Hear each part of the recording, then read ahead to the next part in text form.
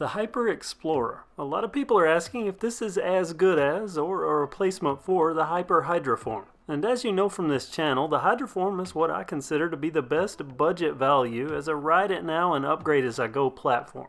And also for my videos, you know that I turned it into Project Hydro, and as soon as the heat abates, I plan on that to go head to head with the Mongoose XR Pro for the crown, the big box crown, or at least what would have been the crown. And I say would have because the Hydroform, it's been a popular bike at Walmart, a big seller, and it regularly sells out only to return a week or so later.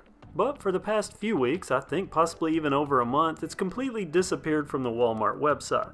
And mysteriously, entering Hyper Hydroform into the search field on the site yields one result, the Hyper Explorer. And that would look like, well, this is a replacement for the Hydroform, but it's really not, and I think that's where the confusion comes in. And I'll tell you, it does look somewhat similar to the Hydroform, but it's nowhere near the bike of the Hydro. The first clue is the price, because it's cheaper by about 50 bucks, so something's going to get downgraded. Now don't get dejected if you have a Hyper Explorer. This is a budget bike friendly channel, and there's good in any bike that works for you. But based on comments, many people are thinking this is the new Hydroform, and it is not. Though there are some similarities. It has the same stem, roughly the same bars, and the same lock-on grips.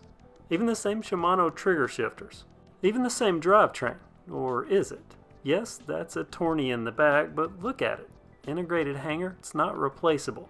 That's a big problem for my upgrade as I go desires. Also, even the frame, it looks somewhat similar, but it's not. It's heavier, and based on the curves, I would say not as strong. Also the cables, they route on the top of that top tube. Another thing that jumps out at me is the pivot arm for the rear shock, far less robust than the one that comes on the Hydroform. They also went super cheap on the bottom bracket. And if all that isn't enough to convince someone this isn't a Hydroform, front disc brake, check. Rear brake, rim. Not just a rim brake, there are no mounts to even bring your own disc setup. And no snafu saddle either, just this. I love that snafu name. So in a nutshell, it looks like the Hydro may be gone for the foreseeable future, taking away what is, or what was, in my opinion, the best or most potential mountain bike offering available at Walmart for under $200. And that Explorer, not bad on its own for what it is, but it is no Hydro replacement. Things change, like it or not, it's part of life, and hopefully there will be something that comes in to fill the void. Speaking of change, check out the new colors on the Huffy Nighthawk, very Trek Roscoe-esque. They also replaced the old Silver Roadmaster with this black and blue.